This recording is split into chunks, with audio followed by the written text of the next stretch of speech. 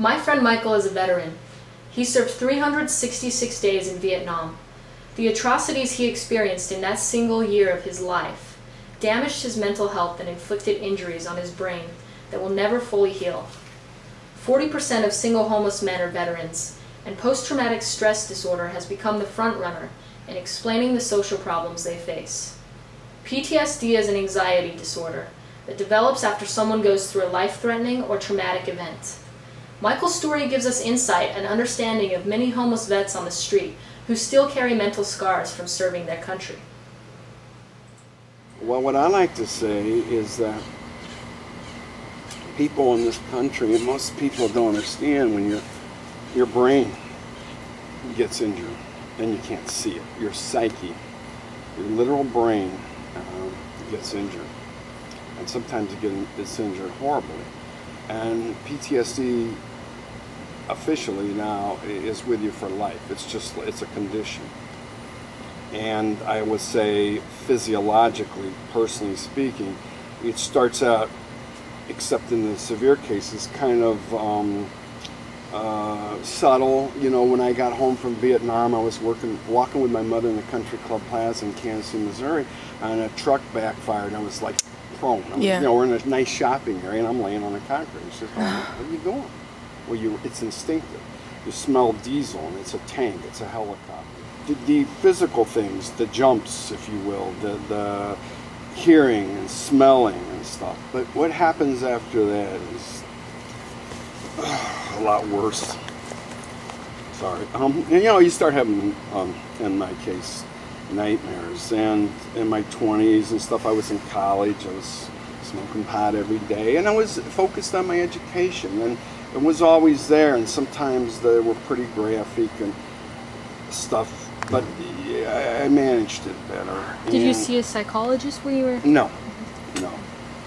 And part of that reason, in a nutshell, and we all know this now, I think, is that it was taboo. It was unmanly. You know, it was like, what's wrong with you? And, oh, you're a tough guy and all that. And that's, it really, people, even within veterans, and that's really where a lot of this, the inertia came for the changes, is within veterans groups, because nobody understood.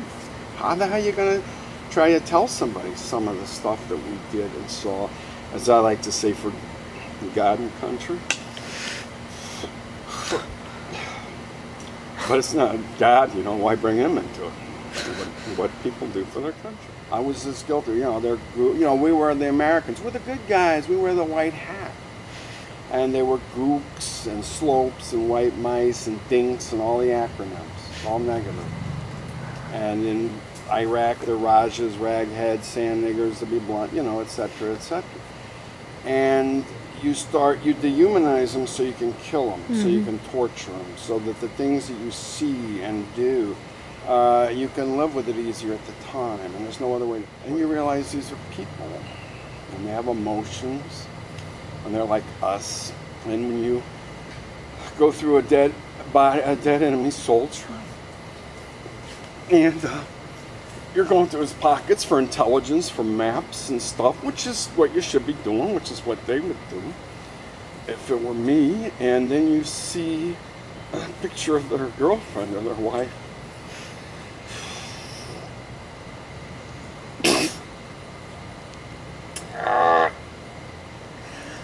You know, it's just, you realize that, man, that's just a person. He's got emotions like me, he loves. Of course, you get out you know, you got a lot of money, you get discharged, so you see your buddies, and we're in high school with, you know, it's called the world, you want to get home.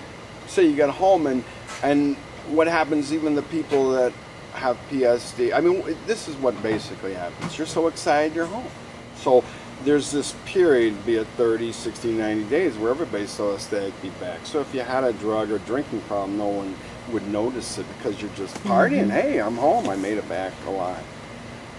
Some of us had physical wounds, and like I said earlier, some of us had mental wounds, and those develop over time. So it's pretty joyous initially, and then I enrolled in college and just went on with my life. There's because of, frankly, budget problems, or because the government doesn't want to take the responsibility for how they treat the troops.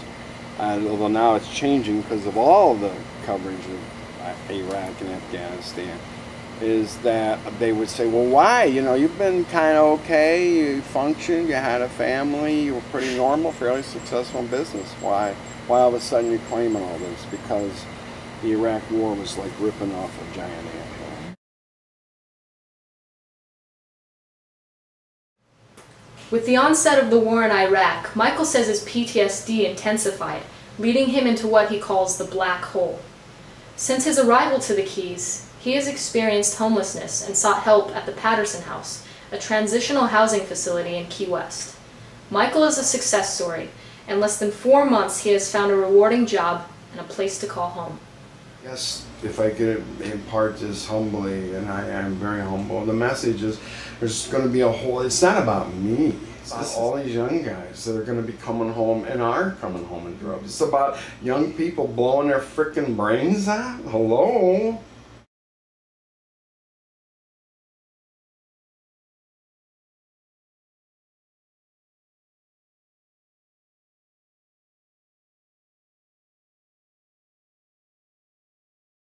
And that's what it's about. It's about our government. Anybody that was in combat shouldn't be homeless.